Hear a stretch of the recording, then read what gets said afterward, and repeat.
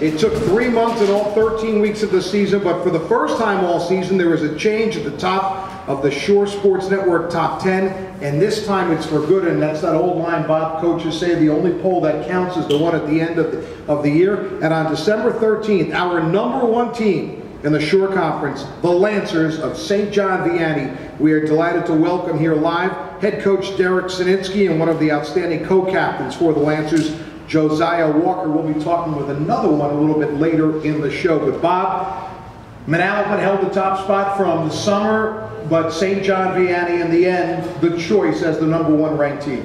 And well deserved. You know, Manalapan, as you said, was ranked #1 to start the season, and the Braves were 11-0 going into that state final, so they had it in their hands. But that loss that you mentioned before, that really opened up the door. And I know when we all got together and we took a look at the teams that had a legitimate claim to that #1 spot, you just couldn't deny what St. John Vianney had accomplished. You know, a 10-win season once again, a 4th straight Shore Conference Class A Central Division title, and most impressively, 38 consecutive wins against the Shore Conference. So when you're looking around, who's the #1 team in the Shore, and you have a team that hasn't lost to a Shore team in 4 years, it's a pretty good option to have. Coach Sininsky, you're joining us here tonight, and a couple of feet away from you is a plaque recognizing your #1 position. And this is the one that counts the end of the season. You got to be pretty happy with all things, how your season went. You know what? It's we are very thankful for the honor of being the best team in the Shore, and we thank you guys for that. Each year, it's always been, you know, who was the preseason #1, and each year we were Manalapan's #1. Oh man. And, you know, because even this year we expected Manalapan to go all the way, and I don't know what we were in the preseason polls. I think in the Asbury Park Press we were like #7, that was strange. And we ended up beating, I guess, Red Bank Catholic was there #2, and then Rumson was there #3. So we kind of, you know what, but like we keep on telling the kids, you know, play the game on the field. Don't worry about if Bob doesn't pick us, which he never did.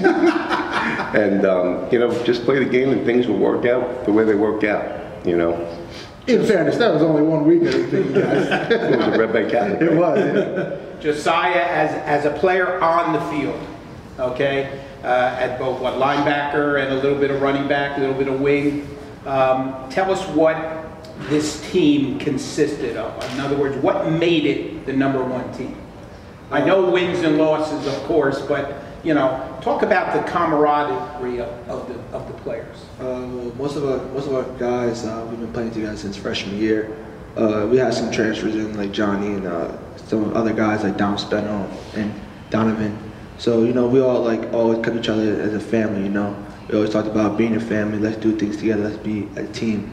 You know, we always forget about the individual, always think about the team, you know. Whatever works for the team, whatever's gonna get us this win for this week and the next week, let's keep doing it. And that was our culture this year.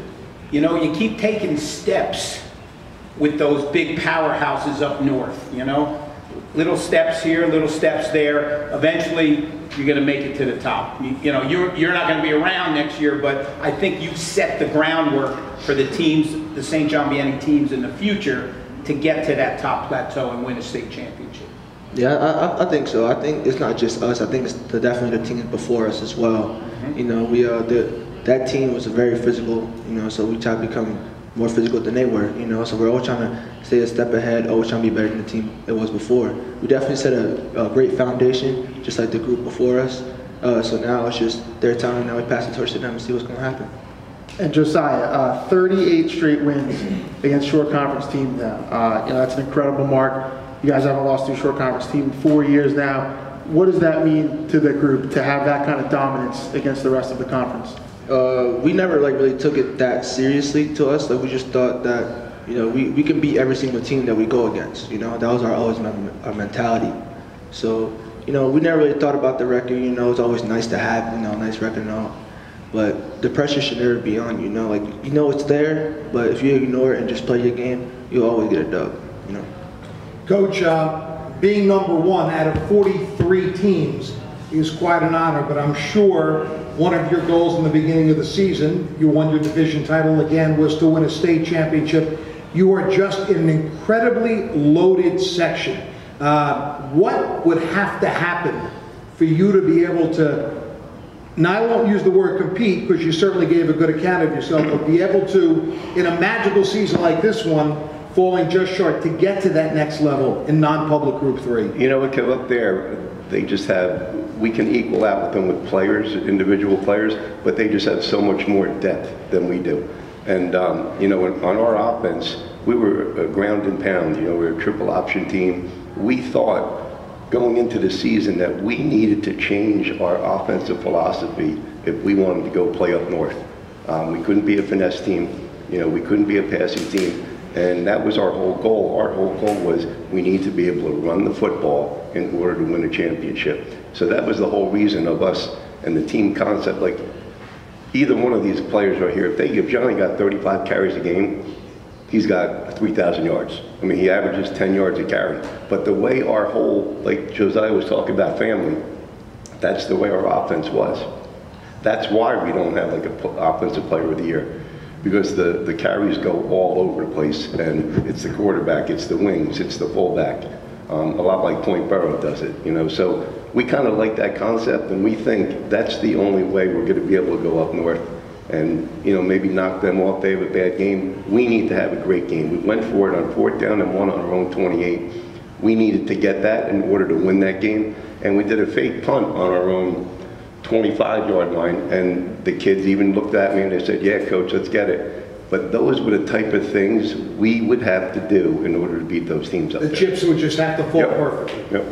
Coach, you've come a long way from sitting on the beach a few summers back, getting a phone call and saying, you know, I guess it was from the athletic director, and saying, would you like to be the head coach at St. John Vianney, at least interview for the job? And no, it was to be the head coach. Yeah, and you had to think about it a little bit, but tell us what those years since then have meant to you. Well, you know what? It's the kids that come to our school. You know, it's not only about the football team, it's now a football program, you know, and that's what we want. Like Josiah said about family, it is family. You know, we don't want selfish players. We don't want kids that think about stats all the time. If we think about that, we're never going to win the big one. So if we keep that concept right there and keep on getting good players coming into our school, you know what, we have a very good academic school. 90-something% of our kids go to a 4-year college. You know, it's not, the football team is only a minor thing at this place. We want to attract kids that want to come to our school, have faith in God first, come to our school for academics, and then play sports. Not only football, we want them wrestling, we want them playing basketball. We want kids that are athletic and being athletes and be kind of like that well-rounded, you know, kid where academics really come first with us.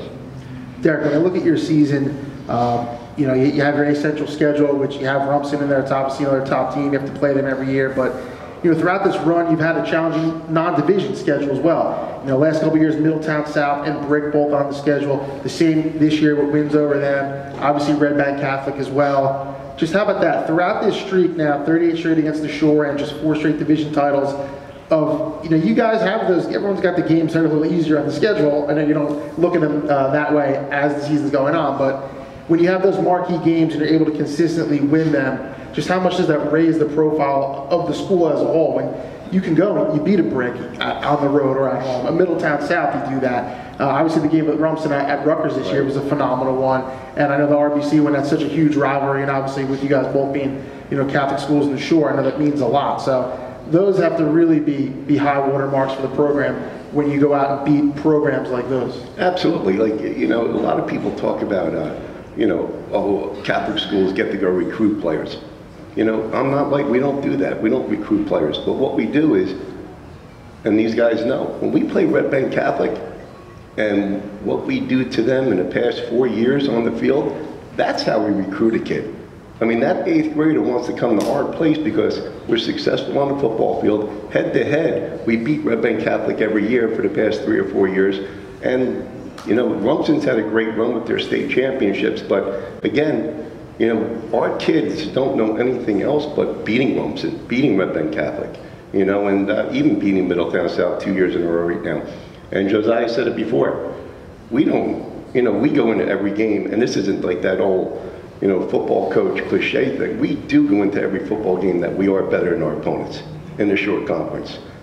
We didn't go up to DePaul thinking that. We were going up to DePaul with a little bit of a different mindset where we need to knock them off. A lot of good things need to happen our way and bad breaks their way. But when we play the short conference, we are very confident that we are going to win every football game. Josiah, I know your immediate plans are to go from 200 to 195 as soon as you can, because that's what you're going to wrestle at this year. I know. Was he eating in the back room? The first question the coach asked him when we went in the back food room there was, "Hey, what are you eating? What are you eating?" He's looking out for the wrestling coaches. That's Absolutely. By the way, but anyway. We should mention we have a real nice spread here, courtesy of our friends, the Colacerto family from Mulberry Street Italian Food Center, and Brick took care of us tonight, so we appreciate that. But go ahead, Ed, finish your What question. are your immediate plans after you graduate? Is Hopefully, football in the plans? right now, yes, football. I'm definitely looking for a scholarship for football and definitely in school. Right now, I'm keeping my options open with every single college that keep in contact with me. I visit some, and I'm going to visit some more this weekend as well. But right now, football is like the main, but wrestling's always there in my mind. Well, you heard what Coach said. 96% of the graduates go to a 4-year college. So you don't want to be in that minority, right? Oh, he won't be there. He won't be there.